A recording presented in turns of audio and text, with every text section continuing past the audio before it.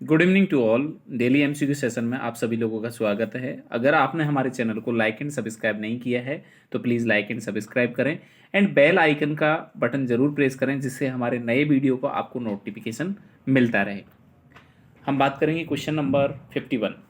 The most commonly involved cranial nerve in diabetes is, कि diabetes mellitus जब होता है तो उसके अंदर कौन सी नर्व है जो सबसे ज़्यादा अफेक्ट होती है। ठीक है, तो हमने बेटा एक चीज़ देखी होगी, डायबिटिक न्यूरोपैथी, डायबिटिक नेप्रोपैथी, ठीक है ना, डायबिटिक रेटिनोपैथी। तो रेटिनो मीन्स, रेटिना मीन्स कौन सी नर्व? Third nerve. ज़्यादातर बेटा थर्ड नर्व, ओक्यूलोमोटर नर्व जो होती है इसके मूवमेंट में हेल्पफुल होती है, जो आई की 6 इंट्रेंसिक एक्सट्रेंसिक जो मसल्स होती है उनको सप्लाई करती है ओक्यूलोमोटर। ओक्यूलोमोटर के साथ में जो आपकी एक्सटेंसिक मसल्स होती हैं उनको 4 और 6 भी सप्लाई कर रही होती है। बट जो ज़्यादातर डायबिटीज़ के अंदर सबसे ज़्यादा अफेक्ट होने वाली जो नर्व होती है वो थर्ड नंबर की नर्व होती है। नेक्स्ट क्वेश्चन, जेंथोमा इज, ये जेंथोमा क्या है? देखो बेटा, dryness of conjunctiva is known as क्या? जीरोस जीरो ऑप्थेल्मिया, ये कहलाता है जीरो ऑप्थेल्मिया। जबकि ड्राई माउथ जो होता है उसको क्या बोलते हैं? जीरोस्टोमिया। ठीक है, और ये जो येलोइस प्लग बन जाता है that occur most commonly near the inner canthus of the eyelid. जो आपका इनर कैंथस होता है, इनर कैंथस का मीन समझ रहे हैं आप? देखो, जैसे ये आंखें हैं आपकी, ये बीच में ये वाली, तो ये वाला जो पॉइंट होता है वो इनर कैंथस। तो इनर कैंथस के साइड की तरफ अगर येलोइस प्लग का फॉर्मेशन होता है तो उसको हम क्या बोलते हैं? ठीक है, तो ये आपको बोला जाता है जेंथलेज्मा, जेंथेलेज्मा। ठीक है, दूसरी जो कंडीशन है, fatty growth develop under the skin, और जो स्किन है आपके उसके नीचे अगर फैटी ग्रोथ हो रही है तो उसे हम बोलते हैं जेंथोमा। तो ये अलग अलग कंडीशन है जो हमको समझनी चाहिए। ठीक है, कि ड्राइनेस ऑफ कंजक्टिवा का मीन्स क्या है? जीरोप्थेल्मिया। अच्छा, ज़्यादा अगर ये तो अगर सूख रही है, ड्राई हो रही है आपकी कंजक्टिवा, तब बोल रहे हैं हम जीरोप्थेल्मिया। बट अगर सिक्रीशन ज़्यादा हो रहा है बेटा, किसका? टीयर्स का। जब ड्राई होगी मीन्स टीयर का सिक्रीशन कैसा हो जाएगा? कम हो जाएगा। और जब वहां पर टीयर का सिक्रीशन बढ़ेगा तो उस कंडीशन को क्या बोलेंगे? तो उस कंडीशन को हम बोलते हैं एपीफोरा। जब टीयर का प्रोडक्शन बढ़ता है या ज़्यादा होता है उस कंडीशन को हम बोलते हैं एपीफोरा। और जब टीयर का प्रोडक्शन कम होता है तो जो आपकी कंजक्टिवा है वो ड्राई होगी, इसको क्या बोलेंगे? जेरोप्थेल्मिया। उसी तरीके से अगर बात करें कि आपका ड्राई माउथ मीन्स जब आपका सलाइवा का सिक्रीशन कम होगा तो उसको ड्राई माउथ बोलूंगा। ठीक है, या इसको क्या बोलूंगा मैं? जीरोस्टोमिया कंडीशन बोलूंगा, जीरोस्टोमिया, स्टोमिया।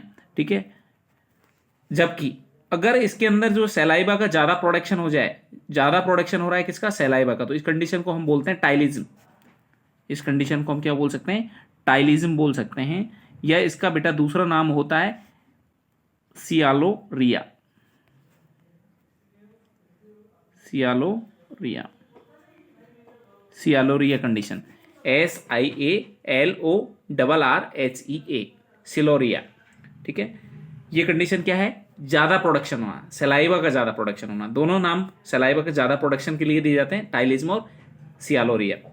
ठीक है, और जो येलोइश प्लग है वो क्लियर हो गया आपके, कि येलोइश जो प्लग बनेगा उसको क्या बोलेंगे? जेंथेलिज्म। ठीक है, next question, question number 53। A common site for lesion associated with the atopic dermatitis. जो आपकी एटोपिक डर्मेटाइटिस है या इसको हम एक्जिमा बोलते हैं, उसकी कॉमन साइट क्या होती है? तो इसके लिए जो कॉमन साइट होती है बेटा वो क्या होती है? आपको फोटो से दिखाता हूं। ये एंटीकोवेटल जो फोसा होता है, जो आपकी कोहनी के, ये दिख रहा है ना आपका एंटीरियर जो सरफेस है, यहाँ की बात कर रहे हैं। एंटीकोवेटल फोसा के अंदर मोस्टली देखने को मिलता है, या फिर आपके अंदर कहाँ देखने को मिलता है? ये आपके पॉप्लिटियल फोसा के अंदर जो देखने को मिलता है, ये इसकी मोस्ट कॉमन साइट होती है। किसके लिए? आपकी डर्मेटाइटिस के लिए, एटोपिक डर्मेटाइटिस के लिए। अच्छा, ये फोटो भी आपको मिल गया है। जेंथेलेज्मा जो बोल रहे थे अपन, ये देखो बेटा, इनर जो कैंथस है आपका, इनर कैंथस के चारों तरफ जो येलोइश कलर का जो प्लग बना हुआ है, ये येलो कलर का एक दिख रहा होगा ना, एक गांठ जैसी संरचना दिख रही है, एक प्लग बन जाता है यहाँ पर येलोइश कलर का, जिसको हम क्या बोल रहे हैं? जेंथेलेज्मा बोल रहे हैं। ठीक है, अच्छा, और भी हैं क्या? देख लेते हैं फोटो। ठीक है, next question, question number 54। Blue grey birth mark on the forehead and I of a person indicate. ठीक है ना, जो ब्लू ग्रे कलर का जो आपके बर्थ मार्क होता है फोरहेड पर, आई पर, वो क्या इंडिकेट करता है? ठीक है ना, विटिलिगो, हिमेंजियोमा, नेवस ऑफ ओटा या पोर्ट बाइन स्पॉट। अगर आपने हमारे चैनल को लाइक एंड सब्सक्राइब नहीं किया है तो प्लीज़ लाइक एंड सब्सक्राइब करें, जिससे आपको हमारे वीडियो के नोटिफिकेशन मिलते रहें बेटा। और अगर आपको किसी भी तरह की क्वेश्चन से रिगार्डिंग या आपको कोई पीडीएफ या कोई स्टडी मटेरियल अगर रिक्वायर्ड है तो आप हमारे व्हाट्सअप ग्रुप पर कांटेक्ट कर सकते हैं, या आपको लाइव क्लासेस लेनी है तो भी आप क्या कर सकते हैं, हमारे व्हाट्सअप ग्रुप पर कांटेक्ट कर सकते हैं। ये हमारा व्हाट्सअप ग्रुप का नंबर है 9770968699। ठीक है, तो ब्लू ग्रे जो बर्थ मार्क, तो बहुत सारे बर्थ मार्क देखने को मिलते हैं हमको। अब समझने की कोशिश करना बेटा, इनको अलग अलग हैं। देखो, ये तो विटिलिगो कंडीशन होती है, जब वाइट वाइट कलर के पैचेस बन जाते हैं, इसको हम बोलते हैं विटिलिगो कंडीशन। आपको फोटो देके भी वो क्वेश्चन पूछ सकता है कि बताओ ये कंडीशन जो दिख रही है फोटो के अंदर, वो कौन सी कंडीशन को इंडिकेट कर रही है। अब ऐसे ऑप्शन देगा आपको, विटिलिगो है, हिमेंजियोमा है, नेवस ऑफ ओटा है या पोर्टबाइन स्पॉट है, इस तरीके के ऑप्शंस आपको मिलेंगे। तो आपका इसका आंसर क्या होगा बेटा, विटिलिगो। ठीक है ना, तो विटिलिगो में वाइट कलर के, ये दिख रहे होंगे ना आपको, वाइट कलर के पैचेज का फॉर्मेशन हो जाता है। ये वाइट कलर के जो पैचेज बनते हैं वो किस में बनते हैं, विटिलिगो में। नेक्स्ट कंडीशन समझें आप, ये क्या है। देखो, एक कंडीशन है हिमेंजियोमा, आप नाम से समझें, हिमेंजियोमा। अगर आपने सुना हो तो ओमा हम किसी गांठ के लिए, ट्यूमर के लिए यूज करते थे। अब यहां से समझना, जैसी कोई ट्यूमर जैसी अगर संरचना बने, और हीम ब्लड, हम जो हीम बर्ड जो यूज करते हैं बेटा, वो ब्लड के लिए यूज करते हैं। राइट, मैं सही कह रहा हूं कि जो हीम बर्ड है वो ब्लड के लिए है, ओमा बर्ड है एक गांठ जैसा है। मतलब यहाँ जो बेसल्स है ना बेटा, बेसल्स एक गांठ जैसी संरचना बना लेंगे। देखो यहाँ पर आपको दिख भी रहा होगा, एक गांठ जैसा लग रहा है, स्किन पर एक गांठ जैसी संरचना बन जाती है, क्योंकि कैपिलरीज के अंदर डायलेशन हो जाता है और ऊपर उभरी हुई संरचना होती है बेटा। हिमेंजियोमा में जो कंडीशन बनती है वो कैसी बनती है, जो आपकी नॉर्मल स्किन होती है उससे ऊपर बन जाती है। इसमें क्या हो रहा है एक्चुअल में, इसमें जो आपकी कैपिलरीज हैं वो कैपिलरीज क्या हो गई, ज्यादा डायलेट हो गई हैं, इसलिए ये कैसा लग रहा है, एक स्ट्रॉबेरी जैसा लग रहा है, क्योंकि रेड कलर का दिखेगा पूरा। तो हम इसको बोल सकते हैं स्ट्रॉबेरी मार्क्स भी बोल सकते हैं, या इसको हम हिमेंजियोमा बोल सकते हैं। क्या इसको याद रखना बहुत टफ है? नहीं। कैसे याद रखेंगे, ओमा मीन्स गांठ जैसी संरचना, और हीम मतलब वही वेसल्स की बात कर रहे हैं सर। तो जो वेसल्स है ना बेटा, जो कैपिलरीज हैं, उनका डायलेशन होने की वजह से जो गांठ रूपी संरचना बनी है उसको हम क्या बोलते हैं, हिमेंजियोमा बोलेंगे। थोड़ा याद रहेगा। दूसरी कंडीशन एक और समझें आप, नेवस फ्लेमस। नेवस फ्लेमस, अब देखो फ्लेम बर्ड जो यूज करते हैं वो एकदम से लालपन के लिए यूज करते हैं, नेवस फ्लेमस है। इसमें क्या होगा, या इसको हम बोलते हैं पोर्टबाइन स्पॉट। इसमें भी लाल दिखेगा, बट इसमें बेटा देखो ये दिख रहा है आपको, इसमें ऊपर उभरा हुआ उभार नहीं मिलेगा आपको, ये स्किन के अंदर ही है, ये स्किन के अंदर ही कलर है, छिपा हुआ है। जबकि यहां देखो आप, यहां एक ऊपर भार दिख रहा है, ये सारे के सारे भार एक उभार हो गया। जब आप स्किन पर हाथ फेराएंगे तो ये इजीली आपको पेल्पेबल है, ये आप इसको देख सकते हैं इजीली, आपको अड़सेगा ये। जबकि अगर इसकी बात करेंगे तो ये बिल्कुल स्किन में मिला हुआ है, स्किन से बाहर कुछ भी नहीं है, स्किन का कलर ही चेंज हो गया है। इसको हम बोलते हैं बेटा पोर्टबाइन स्पॉट। क्या बोलेंगे इसको, पोर्टबाइन स्पॉट बोलते हैं, पोर्टबाइन स्पॉट। ठीक है, तो पोर्टबाइन स्पॉट, इसमें कंफ्यूज नहीं होना है हिमेंजियोमा में। और इसको हम क्या बोलते हैं, नेवस फ्लेमस के नाम से भी जानते हैं। इसी वर्ड को हम बोल देते हैं नेवस फ्लेमस। एक मिनट, इसको कैसे लिख सकते हैं अपन, नेवस फ्लेमस लिख सकते हैं, FLAMMEUS, फ्लेमस। ठीक है ना, तो नेवस फ्लेमस भी यही कंडीशन है। नेक्स्ट क्वेश्चन, ये कंडीशन क्या दिख रही है आपको, ठीक है, इसको बोलते हैं बेटा नेवस ऑफ ओटा। अब इसमें क्या हो रहा है, आपको ब्लू कलर का दिख रहा होगा, ये देखो ब्लू कलर का पैचेज बन रहे हैं, ब्लू कलर का जैसा दिख रहा है। अब ब्लू, अगर मैं बात करूँ, आपके जो डार्कनेस होती है आपकी बॉडी की, वो कौन सी सेल्स हैं जो आपको मेंटेन करने का काम करती हैं, तो ये हमारी होती है मेलेनोसाइट्स होती हैं, जो मेलेनिन का प्रोडक्शन करती हैं।